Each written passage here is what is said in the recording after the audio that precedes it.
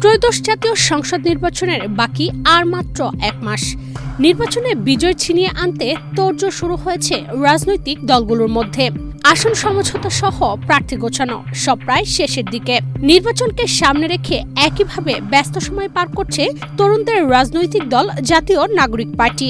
এরই ধারাবাহিকতায় সম্প্রতি এনসিপির বাংলাদেশ জামায়াতে ইসলামীর সঙ্গে জোট করাকে কেন্দ্র করে পদত্যাগ করা নেতাদের ফিরিয়ে আনতে মরিয়া হয়ে পড়েছে এনসিপি। দলটি মনে করছে ঘরের মানুষ ঘরে ফিরলে দল আরও বেশি চাঙ্গা হবে। জানা গেছে গত 28 ডিসেম্বর জামায়াতের সঙ্গে এনসিপির জোটের পর দল থেকে 16 জন কেন্দ্রীয় নেতা পদত্যাগ করেছেন। অধিকাংশ নেতা দলটির আহ্বায়ক নাহিদ ইসলামের কাছে পদত্যাগপত্র জমা দিলেও তিনি তা এখনো গ্রহণ করেননি। ভবিষ্যৎ হোক নিরাপদ, বিনিয়োগ হোক বিশ্বস্ত, আর আমার পছন্দ সল্ট বে। ওয়েলকাম টু সল্ট বে। দলটির শীর্ষ পর্যায়ের একাধিক নেতার সঙ্গে যোগাযোগ করে এসব তথ্য মিলেছে। নেতারা জানান, সংখ্যাগরিষ্ঠতার সিদ্ধান্তের ভিত্তিতে এনসিপি জামায়াতে ইসলামীর নেতৃত্বে 11 দলীয় জোটে যোগ দিয়েছে। এ কারণে দলের নেতাদের মধ্যে ভুল বোঝাবুঝির সৃষ্টি হয়। কেউ কেউ পদত্যাগ করে স্বতন্ত্র নির্বাচনে অংশ নিয়েছেন, কেননা 24-এর গণ অভ্যুত্থানের পর নতুন বাংলাদেশ গড়তে জাতীয় নাগরিক পার্টির যাত্রা শুরু হয়।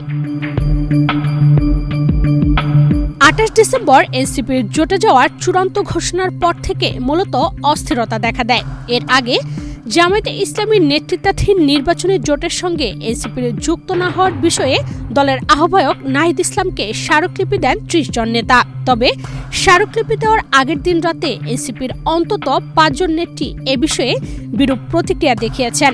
নির্বাচন থেকে সরে দাঁড়িয়েছেন মনিরা শারমিন ও মঞ্জিলা জুমা। পদত্যাগ করে স্বতন্ত্র প্রার্থী হওয়ার ঘোষণা দেন দলটির জ্যেষ্ঠ যুগ্ম সদস্য সচিব ডাক্তার তাসনিম জারা।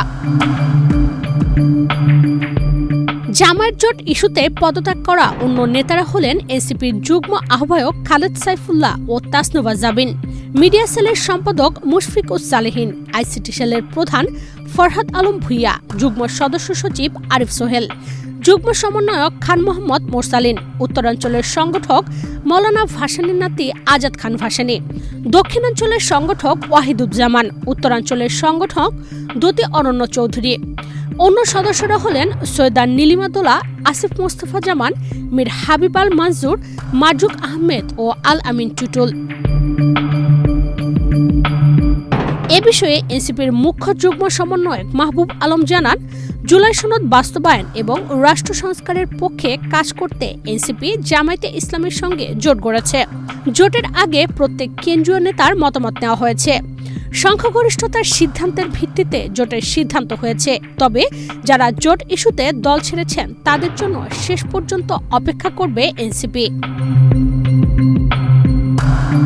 এদিকে নেতাদের দলে ফেরাতে এনসিপি নানা উদ্যোগ নিলেও সে বিষয়ে তেমন কিছু জানেন না বলে পদত্যাগকারী নেতারা দাবি করেন।